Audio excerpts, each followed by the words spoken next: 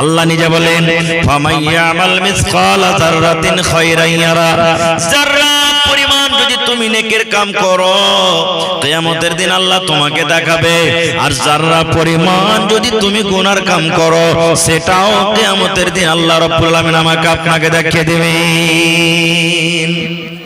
এবার জানা দরকার যে জাররা কাকে বলে। আল্লাহ তো বললেন জাররা, জাররা কাকে বলে? আমাদের এলাকাতে চাষ হয় না, কেউ কেউ করে, কিন্তু আমরা বাড়িতে খাই। সরিষা, সরিষা ব্যবহার করি, খাই কি খাই না? সরিষার দানাকে জাররা বলা হয়েছে, সরিষার দানার সমান জিনিসকে জাররা বলা হয়েছে। কিংবা আপনি ধুলাতে বাড়ি মারলেন, হাত মারলেন, তারপরে ফুঁক দিয়ে দিলেন, এরকম করে ফুঁক দিয়ে দিলেন, ফুঁক দেওয়ার পর দেখবেন আপনার হাতে ছোট ছোট ধুলাবালি লেগে থাকে, থাকে না? থাকে না? একে জাররা বলা হয়েছে। কিংবা দিনের বেলাতে দেখবেন ঘরে শুতে আছেন, সূর্য উঠে আছে, লাইটের মতন ঘরে দেখবেন একবারে লম্বা একটা আলো হয়, হয় কি হয় না?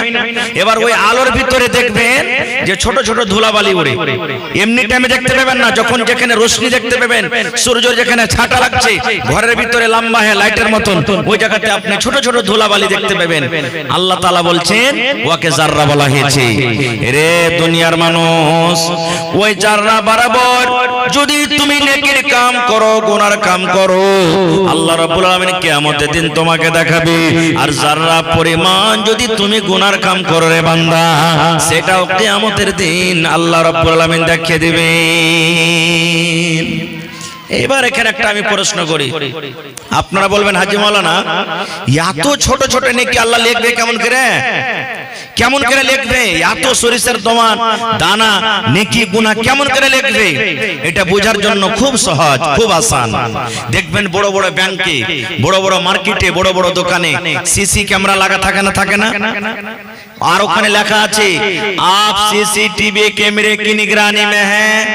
দোকানে যেমন ঢুকবেন, ব্যাংকে যেমন ঢুকবেন, ওখানে লেখা আছে আপ সিসিটিভি ক্যামেরে কি নিগরানি মে হ্যাঁ।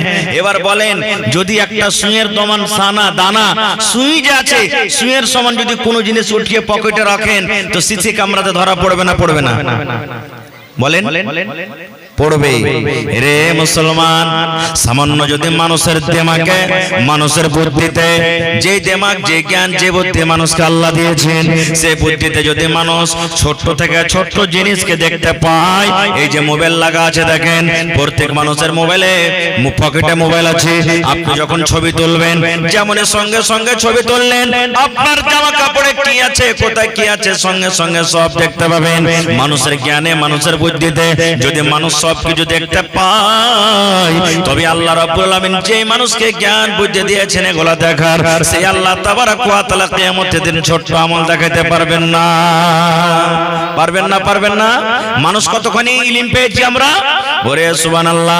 আজকে আপনারা কিছুদিন আগে দেখলেন আমাদের ভারতবর্ষের যারা বৈজ্ঞানিক, সুন্দর করে রোবট তৈরি করা হলো, সুন্দর করে চাঁদের উপরে ক্যামেরাকে পাঠিয়ে দেওয়া হলো। আজকে সুবহানাল্লাহ জমিন থেকে চাঁদ হলো 4,80,000 কিলোমিটার দূরে চাঁদ আছে। এই জমিন থেকে যদি, এখান থেকে যদি ওখানে রোবট পাঠাতে পারে, ক্যামেরা পাঠাতে পারে, চাঁদের উপরটা কেমন, চাঁদের উপরে কেমন আছে, চাঁদের জমিনটা কেমন, চাঁদের ভিতরে কি থাকে, ওইখানকার যদি ফটো তুলে তুলে তুলে তুলে দুনিয়াতে আমরা দেখতে পাই, তাহলে মুসলমান আল্লাহ রাব্বুল আলামিন কেন আপনার আমার জীবনের ছোট ছোট আমল কিয়ামতের দিন দেখাতে পারবেন না? এবার বলবেন মাওলানা জি আমরা ইলম কতখানি পেয়েছি। ওরে আল্লাহ, এই যে মোবাইল বানালছে, এই যে হ্যালোজেন তৈরি করেছে, সুবহানাল্লাহ, যারা এরোপ্লেন তৈরি করেছে, দুনিয়াতে কত রকম গাড়ি ঘোড়া তৈরি করেছে, এই ইলম কতখানি মানুষকে দেওয়া হয়েছে। আল্লাহর নবী একদিন সমুদ্রে একটা সুইকে ডুবিয়ে দিলেন, একটা সুইকে ডুবিয়ে দেওয়া হলো। সুইকে ডুবিয়ে দেওয়ার পর নবীজি সমুদ্র থেকে সুইটাকে উঠিয়ে নিলেন, আর উঠিয়ে নেওয়ার পর সাহাবীরাকে বলছেন, সাহাবীরে বলো তো সমুদ্রের হিসাবে এই সুইয়ের মাথাতে কতটুকু পানি আছে রে সাহাবীরা? এক ফোঁটা আসবে? সুই ডুবিয়ে দিলেন, উঠিয়ে নিলেন, সুইয়ে কতখানি পানি আসবে? এক ফোঁটা? এক ফোঁটা পানি আসবে? সব পানি সমুদ্রে আছে। এবার নবীজি সুইটা ডুবিয়ে দিলেন, সুইটা ডুবিয়ে দেওয়ার পর সুইটাকে নবীজি উঠিয়ে নিলেন, উঠিয়ে নেওয়ার পর সাহাবীরাকে বলছেন, সাহাবীরে এই সুইয়ের মাথাতে কতটুকু পানি আছে রে বাবা? সাহাবায়ে কেরাম বললেন, ইয়া রাসূলুল্লাহ, নদীর হিসাবে, সমুদ্রের হিসাবে এই সুইয়ের মাথাতে মাত্র এক ফোঁটা পানি এসেছে। সমস্ত পানি নদীতে ধরা আছে।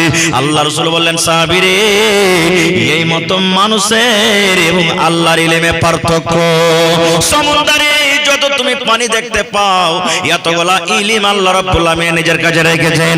আর এই এক ফোঁটা সুয়ের মাথাতে যে পানি উঠেছে, এই পানি বরাবর আল্লাহ কিয়ামত পর্যন্ত যত লোক এসেছেন আসবেন, সমস্ত লোককে আল্লাহ ইলম দিয়ে দিয়েছেন। সমস্ত লোককে আল্লাহ ইলম দিয়ে দিয়েছেন। এতটুকু ইলম দিয়েছেন, নবীজি যখন মেরাজ করে যখন চলে এলেন, গমগিন হয়ে আফসোস করে বাড়িতে বসে আছেন, নবীজির চাচা আবু জাহাল নবীকে এসে বলছেন, ভাতিজা আজ নতুন ঘটনা ঘটেনি? বলছে, কি চাচা? বলছে, তোর কাছে জিন মশান কিছু আসেনি? কোনো নতুন খবর দিবি না? নবীজি বললেন, চাচা গো, হ্যাঁ একটা নতুন ঘটনা ঘটেছে গো চাচা। বলছেন, কি রে ভাতিজা? বলছে, চাচা গো, আল্লাহ তাআলা আজকে আমাকে, আমি নবী, জিবরিল ফেরেশতা আমার কাছে পাঠালছিলেন এই মক্কা থেকে নিয়ে। আজকে যে ফিলিস্তিনে যে জায়গাতে লড়াই যুদ্ধ চলে, ওই বাইতুল মুকাদ্দাস ফিলিস্তিনের জমিন আমি গেলাম, সমস্ত নবীরাকে ওখানে নামাজ পড়ালাম, আর ওখান থেকে 7 আকাশের পরে গেলাম, জান্নাত জাহান্নাম দেখলাম। সমস্ত জিনিস দেখার পর আমি নবী আবার এক রাতে মক্কাতে ঘুরে এলাম। আবু জাহল তখন বলছে যে আয় যাকে বেকুব বানাবো। আবু বকর তো সব কথাই হ্যাঁ হ্যাঁ হ্যাঁ করে দেয়, আয় যার কথা তো মানবে না আবু বকর। এটা কি কোনো বিশ্বাস যাওয়ার কথা? যেখানে মাস 2 মাস 3 মাস যেতে লাগে, আর এই বেলায় এক রাতে মক্কা থেকে ফিলিস্তিন, আর ওইখান থেকে আবার জান্নাত জাহান্নাম 7 আসমান ঘুরে এসেছে। তখন আবু জাহল নবীর চাচা বলছেন, ভাতিজা আমার সামনে যে কথাটা তুই বললি, এই কথাটা আমি যদি তোর বন্ধু আবু বকরকে ডেকে আনি তো বলতে পারবি ওর সামনে? বলছে, হ্যাঁ বলে দেব। বলছে, যা, ঠিক আছে তুই এখানে থাক, আমি ডেকে আনছি। আবু জাহল মনে মনে খুবই খুশি, আই তো আবু বকর কিন্তু আর কথা মানবে না, দৌড়াতে দৌড়াতে চলে গেলেন।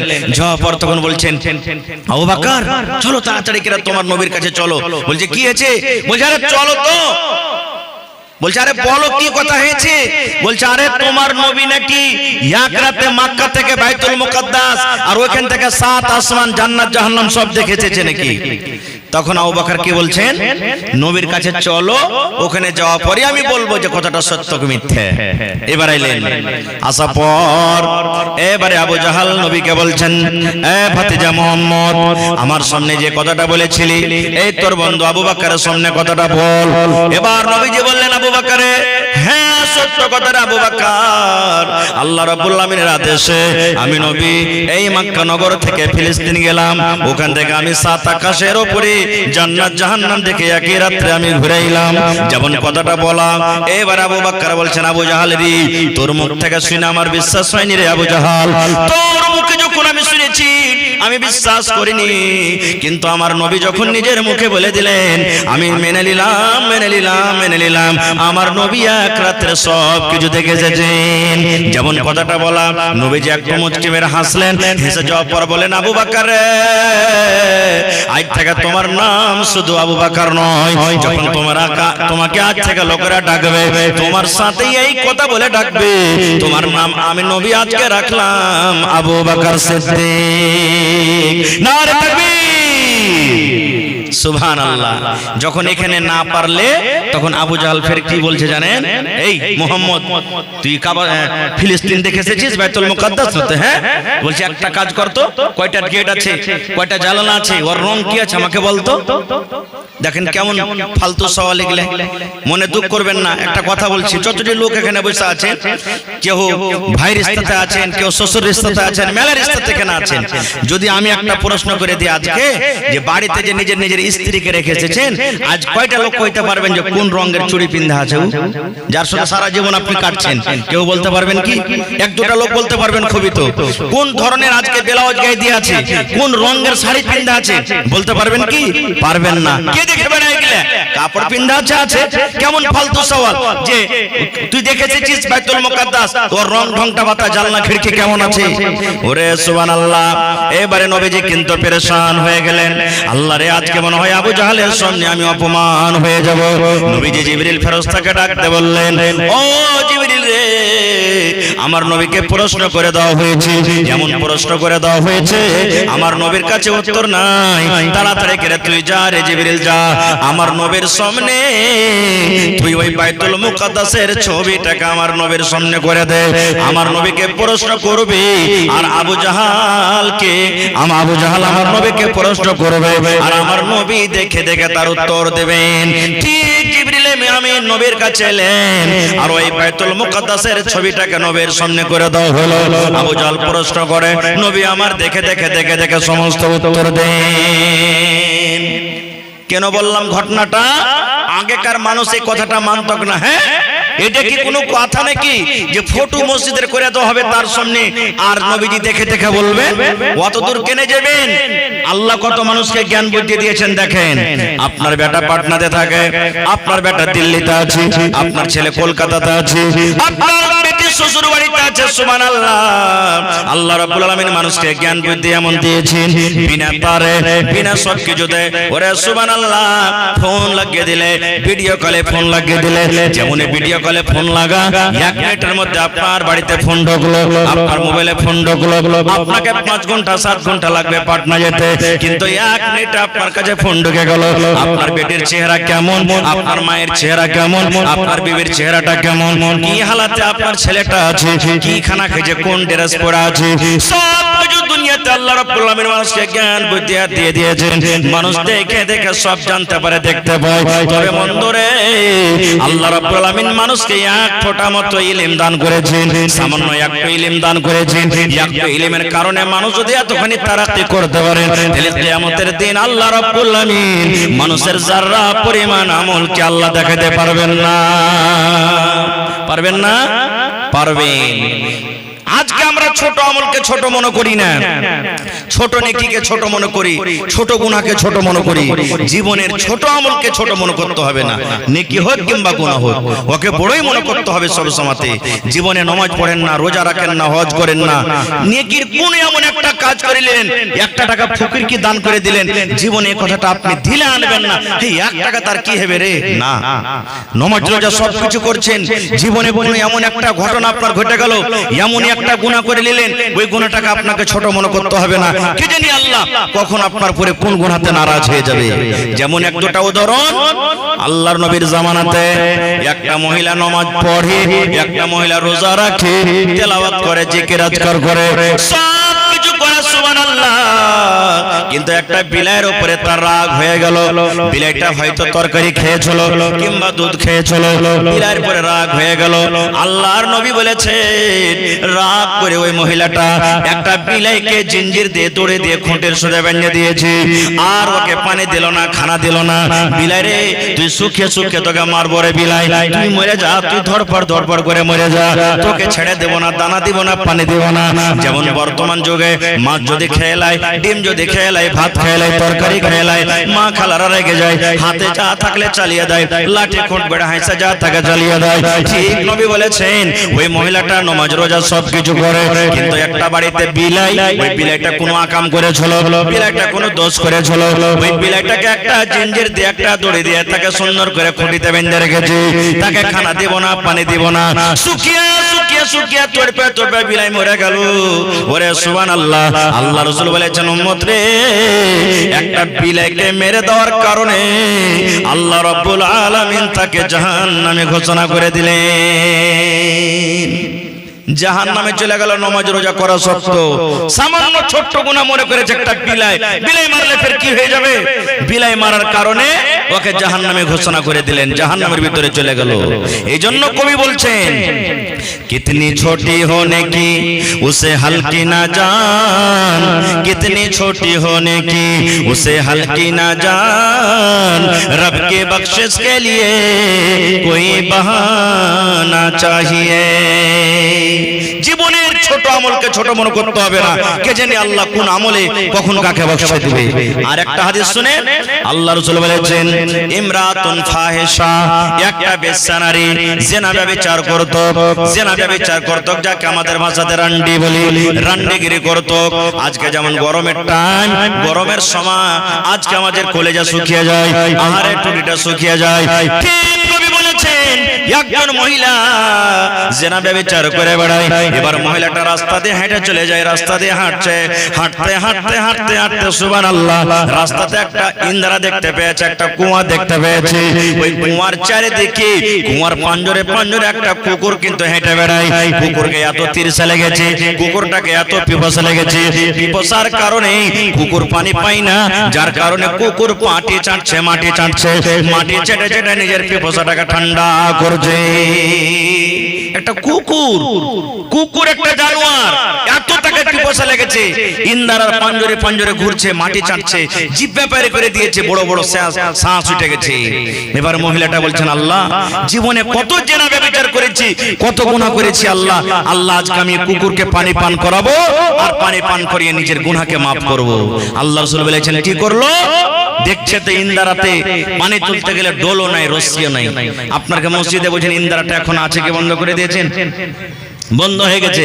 সুবহানাল্লাহ, জানছেন ইন্দ্রা থেকে পানি তুলতে গেলে রস্সি ডোলের দরকার আছে। দেখছে তো রস্সিও নাই, ডোল নেই, হাদিসের কথা। কি দিয়ে পানি তুলবে? আপনারা জানেন এই জিনিসটা, যে ছোট কালে, ছোট বয়সে বা এখনো বাড়িতে মুড়ি ভুজা খেয়েছেন, তো টোনা বানাচ্ছেন না বানাননি? টোনা বুঝেন তো আপনারা? টোনা বানিয়ে ভুজা খেয়েছেন, মুড়ি খেয়েছেন। আল্লাহ রাসূল সাল্লাল্লাহু আলাইহি ওয়াসাল্লাম বলেছেন, সে মহিলা দেখছেন ইন্দ্রা থেকে পানি তুলতে গেলে আমি কুকুরকে যা পানি পান করাবো, এখানে ডোলো নাই, রস্সিও নেই, আল্লাহ কি দিয়ে পানি তুলবো? দয়ার নবী বলেছেন, তার গায়ে একটা দোপাট্টা ছিল, ওড়নি ছিল, ওড়নিকে ডোল করা হলো, ওড়নিকে রস্সি করা হলো, টোনার মতন করে সুন্দর করে তাকে ডোল বানিয়ে দেওয়া হলো। এবার রাসূল বলেছেন, কোন রকম করে আস্তে আস্তে আস্তে করে ডুবিয়ে ডুবিয়ে ডুবিয়ে ডুবিয়ে ডুবিয়ে কিছু পানি তোলা হলো। এবার যখন টোনা বোঝে পানি এলো, আল্লাহ রাসূল বলেছেন, মহিলা ওই জানিয়া ব্যভিচার করে বেড়ায়, জিনা করে বেড়ায়, সে মহিলা কুকুরের সামনে একটা এরকম ভাবে লাত দিয়ে কুল্লারি দিয়ে একটা গর্ত করে দেওয়া হলো, আর কুকুরের সামনে পানি খান ঢেলে দেওয়া হলো। এবার কুকুরটা নিজের জিহ্বা দিয়ে চেটে চেটে চেটে চেটে চেটে চেটে পানি পান করলো। এবার যখন কুকুরের পিপাসা বুঝা গেল, কুকুরের মনটা যখন ঠান্ডা হয়ে গেল, আল্লাহ রাব্বুল আলামিন এলান করলেন, ও নবী গো, আমি আল্লাহ রাব্বুল আমিন তার আমলের পরে খুশি হয়ে গেলাম, রাজি হয়ে গেলাম গো নবীজি। একটা সামান্য কুকুরকে পানি পান করার কারণে আমি আল্লাহ রাব্বুল আমিন তার জীবনের জিনা ব্যভিচারের গুনাহকে আমি আল্লাহ maaf করে দিলাম। সুবহানাল্লাহ।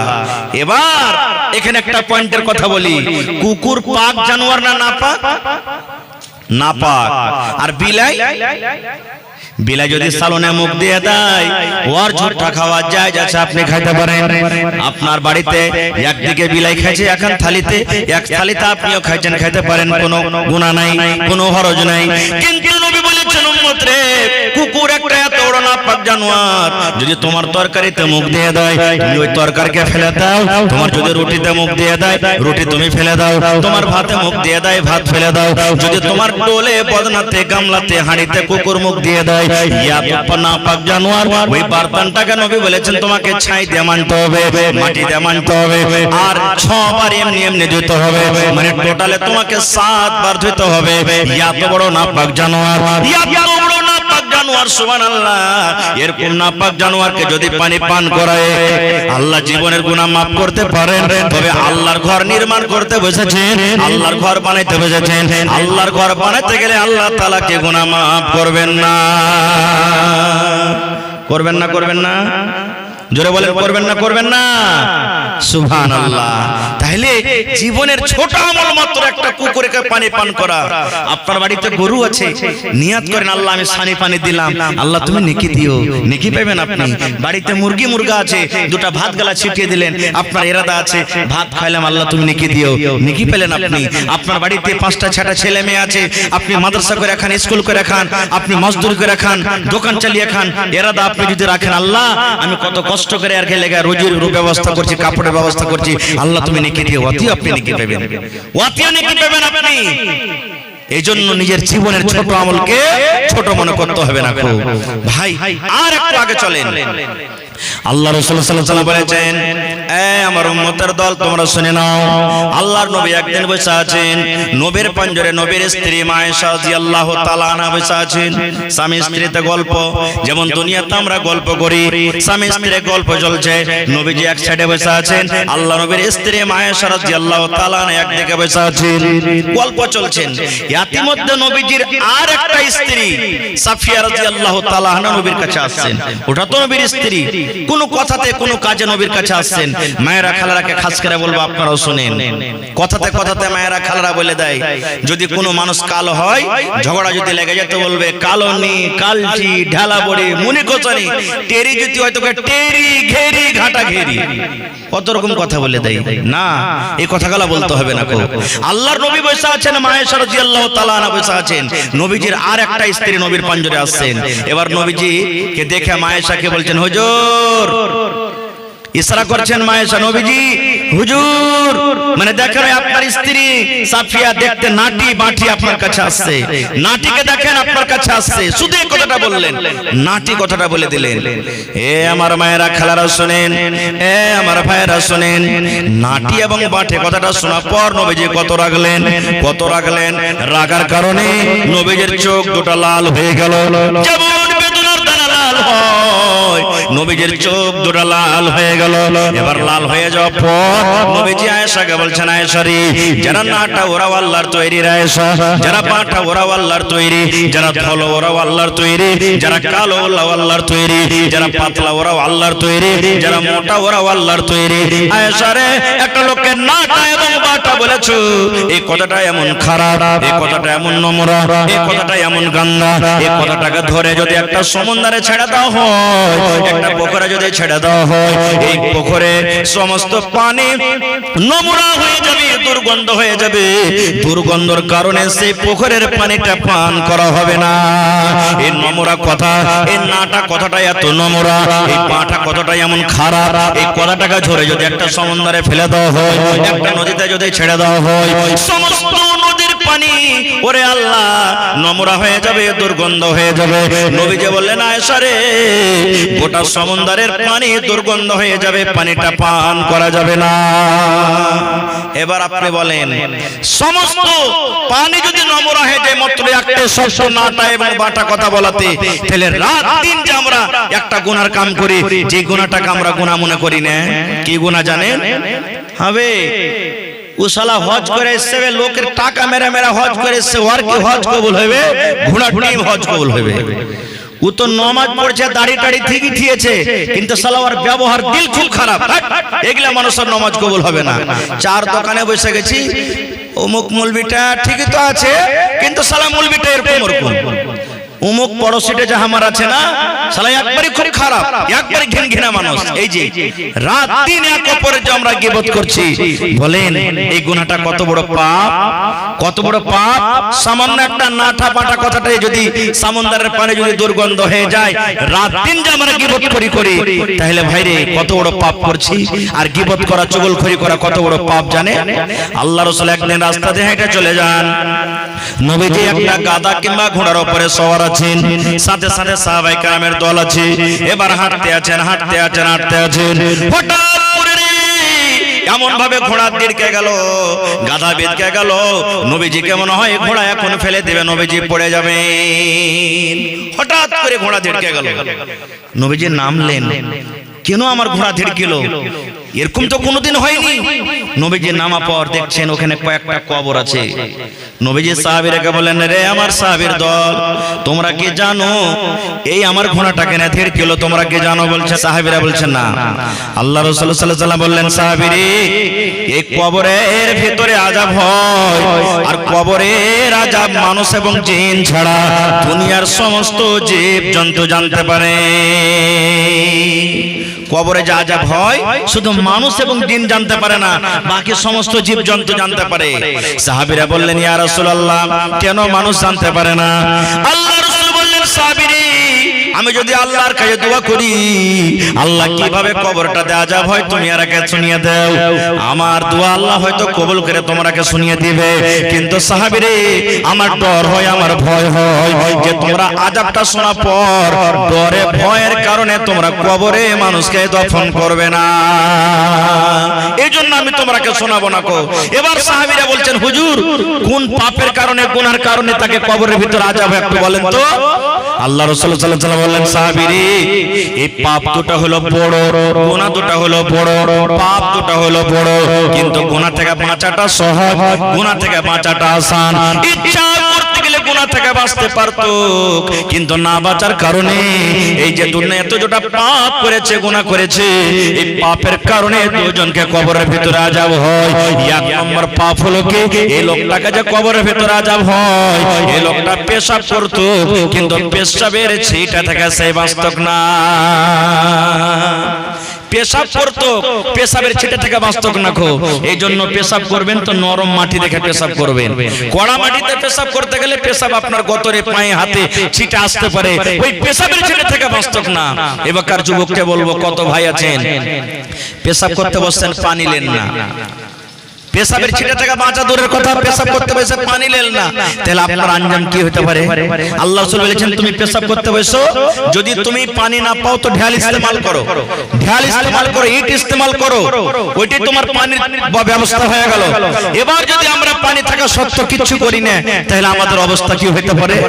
দুই নম্বর রাসূল বললেন, ও আমার সাহাবী তুমি শুনে নাও, দুই নম্বরে কবরে যে লোকটাকে আযাব হয়, এই লোকটা কিন্তু চুগলখড়ি করে বেড়াতো, এই লোকটা গীবত করতো, এই লোকটা চুগলখড়ি করতো, এই লোকটা জীবনে গীবত করতো, গীবত করার কারণে এই লোকটাকে আল্লাহ রাব্বুল আলামিন কবরের ভিতরে শাস্তি দেন। নারে তাকবীর! হয়নি, হবে না, হতে পারে না আমার নবীর সাথে কারো তুলনা, হয়নি, হবে না, হতে পারে না আমার নবীর সাথে কারো তুলনা। হায়রে তুলনা তো দূরের কথা, ছায়াও মিলে না, হায়রে তুলনা তো দূরের কথা, ছায়াও মিলে না, হয়নি, হবে না, হতে পারে না আমার নবীর সাথে কারো তুলনা, হয়নি, হবে না, হতে পারে না আমার নবীর সাথে কারো তুলনা। সকল নবী রাসূল ছিলেন খোদার দিওয়ানা, দু নয়নে দেখব খোদা ছিল তামান্না, সকল নবী রাসূল ছিলেন আল্লাহর দিওয়ানা, দু নয়নে দেখব খোদা ছিল তামান্না।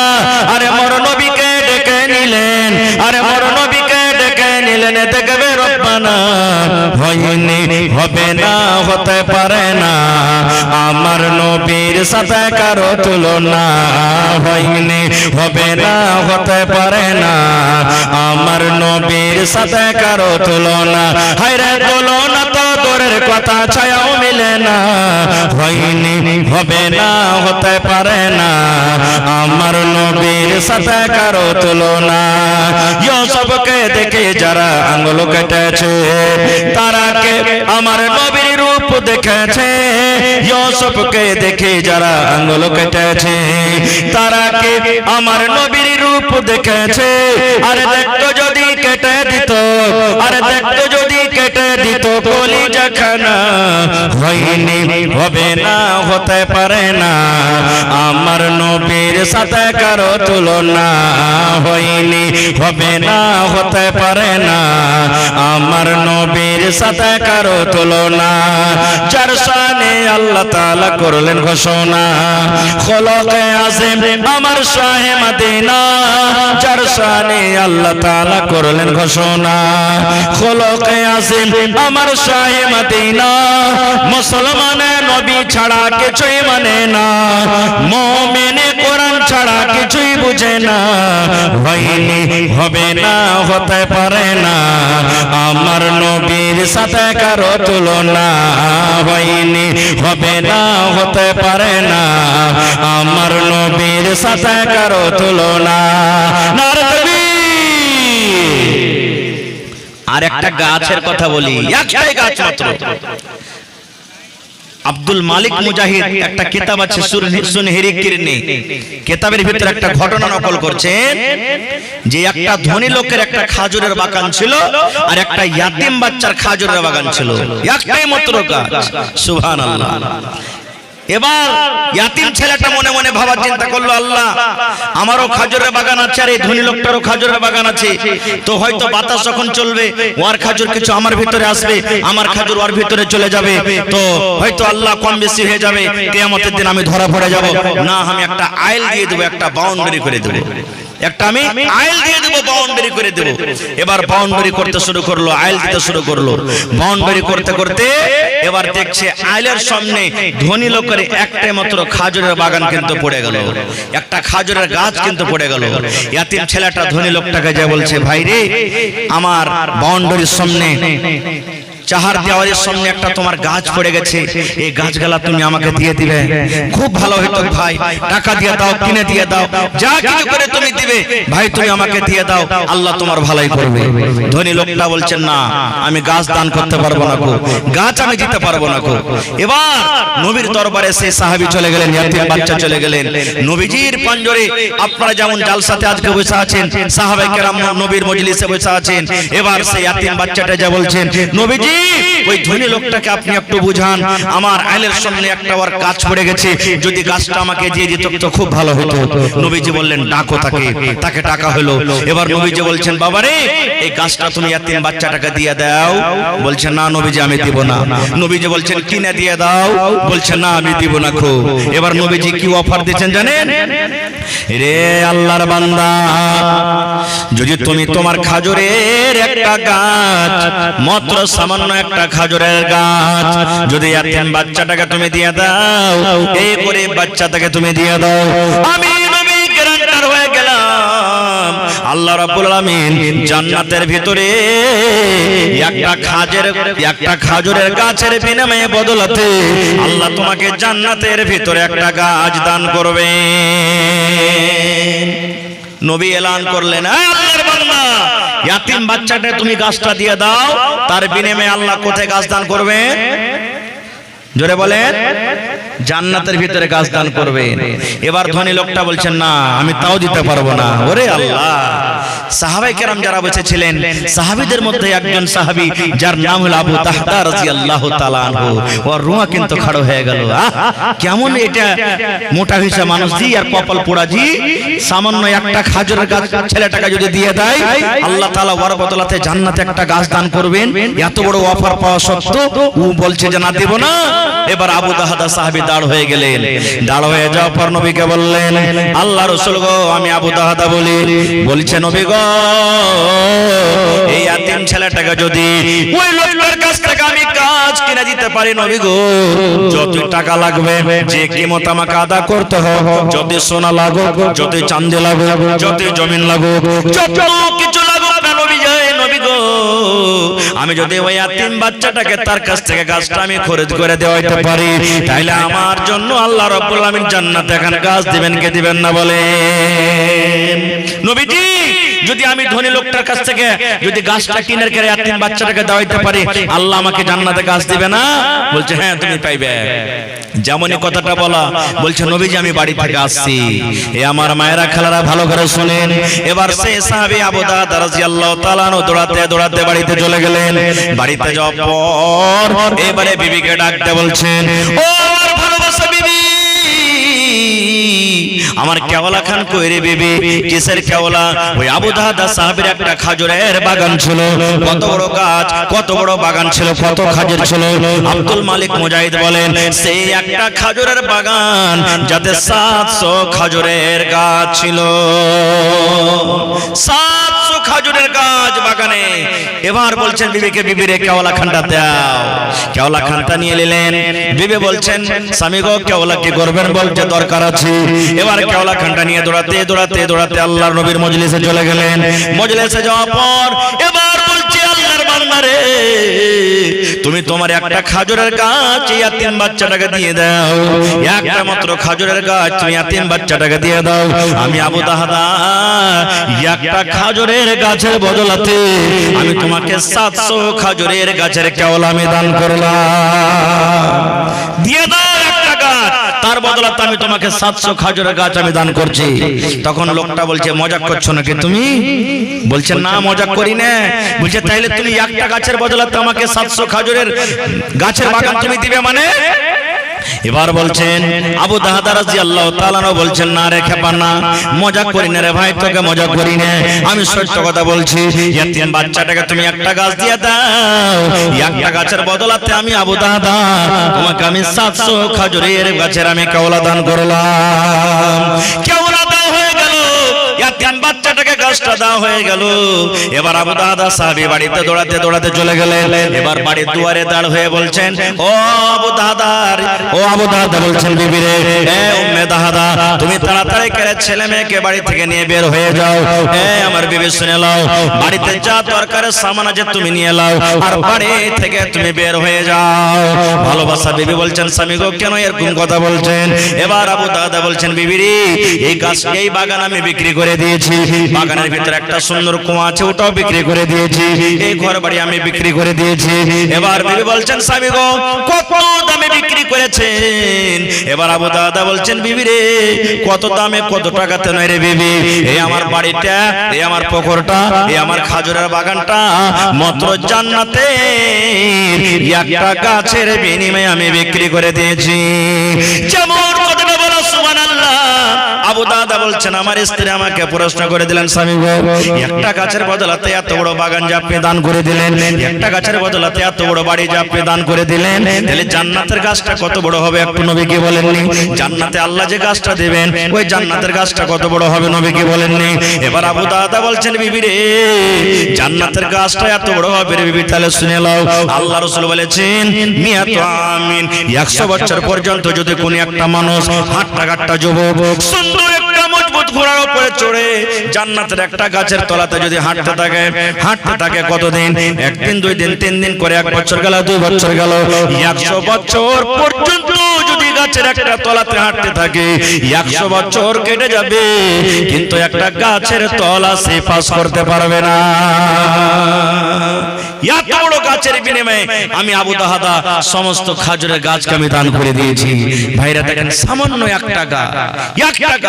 আজকে মসজিদের জালসা আপনারা হয়তো মনে মনে চিন্তা ভাবনা করবেন যে মসজিদে যারা আমির ধনী লোক তারাই দান করবে, আমরা করব না। জি না, সবাইকে দান করতে হবে। যে জায়গাতে এখন মসজিদে নববী বনা আছে মদিনাতে, জানেন মসজিদটা জমিনটা কার আর কে দাম আদায় করেছিল জানেন? শুনেছেন কোনদিন? যে জায়গাতে মসজিদে নববী হাজিরা হতে যে সেই মসজিদে নববীতে নামাজ পড়েন, যেই মসজিদের ব্যাপারে আল্লাহ রাসূল বলেছেন যদি কোনো মানুষ মসজিদে নববীতে এক ওয়াক্তের নামাজ পড়ে এগুলা মসজিদে 1000 ওয়াক্ত নামাজ পড়ে জানে কি হবে? আল্লাহ তাআলা ওকে এক ওয়াক্তের নামাজ যতখানি নেকি দান করবেন, এত নেকি। সেই জায়গাটা কার? আল্লাহ রাসূল যখন হিজরত করে মদিনায় চলে গেলেন, মদিনাতে মসজিদ বানাইতে হবে। মুসলমানের শান, মুসলমানের জান, মুসলমানের মান হলো মসজিদ। যেখানে মুসলমান আছে ওখানে মসজিদ বানাইতে হবে। আজকে আমি দেখছি আপনার জুমা মসজিদে খুতবা দিলাম, সুবহানাল্লাহ, মেলায় মানুষ জায়গা বেগর খাড়ে হয়ে থাকছে, পিছনে দাঁড় হয়ে থাকছে, জায়গা পাই না। এত জায়গার কষাকষি থাকা সত্ত্বেও যদি আপনারা মন জান মিলিয়ে যদি মসজিদ না বানান তা কখন বানাবেন ভাই? তো মসজিদে নববী সুবহানাল্লাহ, নবীজি হিজরত করে মদিনায় চলে গেলেন, দেখলেন এই জায়গাটায় মসজিদ বানাইতে হবে। নবীজি সাহাবীরাকে বললেন হ্যাঁ গো এই জায়গাটা হলো কার? সাহাবীরা বললেন নবীজি দুটো ইয়াতিম বাচ্চার জমিন, বাপ নাই, একটা নাম হলো সাহাল, একটা নাম সোহেল। ইয়াতিম বাচ্চা, গরিব বাচ্চা, দুটো ইয়াতিম বাচ্চার জমিন। নবীজি বললেন ডাকো বাচ্চা দুটাকে। এবার নবীর কথা শুনে বাঘের মতন লাভ পেটে বাচ্চা দুটো হাজির। আল্লাহ রাসূল সাল্লাল্লাহু আলাইহি ওয়াসাল্লাম তখন বললেন ও সাহাল সোহেল বাবারে এই জমিনটা তোমরা বিক্রি করে দাও, এই জমিনটাকে তোমরা বিক্রি করবে না। এবার তারা দুইজন ভাই বলছেন নবী গো কেন আমরা বিক্রি করব? আমাদের দরকার নাই। মসজিদ নিয়ে কি করবেন? জায়গাটা নিয়ে কি করবেন? আল্লাহ রাসূল বললেন সাহাল সোহেল রে এই এই জায়গাটা তোমরা বিক্রি করে দাও, এই জায়গাটা তোমরা দিয়ে দাও। বিক্রি করতে গেলে এই জায়গাতে আল্লাহর ঘর বনবে, এই জায়গাতে মসজিদ বনবে, এই জায়গাতে আল্লাহর ঘর বনবে। আল্লাহর ঘরের জন্য তোমরা দুটা ভাই জমিনটাকে বিক্রি করে দাও। এই আমার টিকটিকে পাড়া গ্রামের মায়েরা খালারা শুনেন, যেমনই কথাটা বলা, ওরে আল্লাহ ইয়াতিম বাচ্চা যাদের বাপ নাই, বাপ হারা দুটো ইয়াতিম বাচ্চা, বাপ দুনিয়া থেকে চলে গেছেন, যেমন কথাটা বলে দাও সুবহানাল্লাহ। বাচ্চা দুটো তখন বলছেন ইয়া রাসূলুল্লাহ, আমরা মসজিদের জন্য এই জমিনটাকে বিক্রি করব না, আমরা বিক্রি করব না, বিক্রি করার দরকার নাই। নবীজিকে বলছেন, আল্লাহ নবী গো, যদি এখানে আল্লাহর ঘর বানাবেন, মসজিদ বানাবেন, আমরা নিজের আব্বার জন্য, নিজের মায়ের জন্য, আমরা দুটা ইয়াতিম বাচ্চা, ইয়াতিম ভাই, আমরা মসজিদের জন্য জমিনটাকে আমরা ওয়াকফ করে দিলাম, দান করে দিলাম।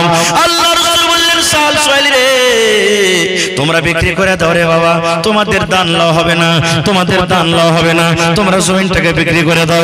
বিক্রি করার পর মসজিদ এখানে তৈরি হবে। ইয়াতিম বাচ্চা দুটা আল্লাহ রাসূল গো, আমরা দুটা ভাই ইয়াতিম, আমাদের বাপ নাই বলে আপনি এবার ইয়াতিম বাচ্চা দুটা বলছেন, আল্লাহ রাসূল গো, এই জায়গাটা আমরা ওয়াকফ করে দিলাম, দান করে দিলাম, আপনাকে টাকা লাগবে না, পয়সা লাগবে না। আল্লাহ রাসূল বললেন, বাবা রে, তোমরা দুটা ভাই ইয়াতিম, তোমাদের বাপ নাই, তোমরা জমিনটাকে বিক্রি করে দাও, যা টাকা লাগবে তোমাকে দাও হবে।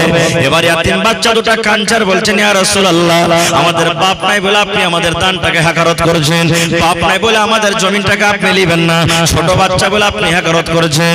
আল্লাহ রাসূল বললেন, সাহাল সোহেল রে, তোমাদের বাপ নাই বলে তোমাদের দানটাকে নেব না, হাকারত করবে, এরকম কোনো কথা নাই রে বাবা। তোমরা যদি আজকে দান করে দাও, পরে কার লোকেরা আমার পরে ইলজাম লাগাবে, আমার পরে দাগ লাগাবে, দেখো তোমাদের নবী কেমন রে, দুটা ইয়াতিম বাচ্চার কাছ থেকে কেড়ে জমিনে মসজিদ তৈরি করেছে, এই কথা যেন লোকেরা আমাকে না বলে, এজন্য তোমরা বিক্রি করো। এবার নবীজি আবু বকরকে বললেন, আবু বকর রাদিয়াল্লাহু তাআলা আনহু বললেন, আবু বকর, মদিনার গলিতে পাতা করো যে জমিনের কি রেট আছে, কি দাম আছে, আর দাম জুড়ে এই জায়গাটার যত টাকা হবে এই ইয়াতিম বাচ্চা দুটাকে তুমি দিয়ে দাও। একাই মসজিদে নববীর জমিন কিনে মসজিদ বানালছেন, মসজিদে জমিন দান করেছেন কে? হযরত আবু বকর রাদিয়াল্লাহু তাআলা আনহু। ওরে সুবহানাল্লাহ, যে আবু বকর আল্লাহুস সামাদ, যে আবু বকরের ব্যাপারে বলা হয়েছে, হযরত ওমর রাদিয়াল্লাহু তাআলা একদিন আরজু করে বলছেন, আল্লাহ যদি আবু বকরের একটা রাতের নেকি যদি আমাকে দিয়ে দিতে, আর আমার জীবনের সমস্ত নেকি যদি আবু বকর নিয়ে নিত, আল্লাহ আমি খুশি হয়ে যেতাম। জীবনের মাত্র একটা রাতের নেকি আবু বকরের, আর আমি ওমর আমার জীবনের সমস্ত নেকি যদি আবু বকর কামে দিয়ে দিতাম, তাহলে আমি খুশি হইতাম। কেমন কথা, একটা রাতের দাম কত? একটুখানি একটা ঘটনা শুনেন। আপনারা জানেন, নবীকে মারার জন্য, নবীকে মারার জন্য মক্কার বেঈমান শয়তানেরা নবীর ঘর বাড়ি ঘেরাও করেছিলেন। এবার নবীজি হযরত আবু বকরকে সাথে নিয়ে আল্লাহর আদেশে হিজরত করে মদিনার দিকে রওনা হয়ে গেলেন। সকাল হলো, এবার একটা গর্ততে ঢুকবেন, রাস্তাতে একটা গর্ত পেয়ে গেল, খাল পেয়ে গেল, যে খালের নাম, গর্ত নাম হলো কি? গারে সওর।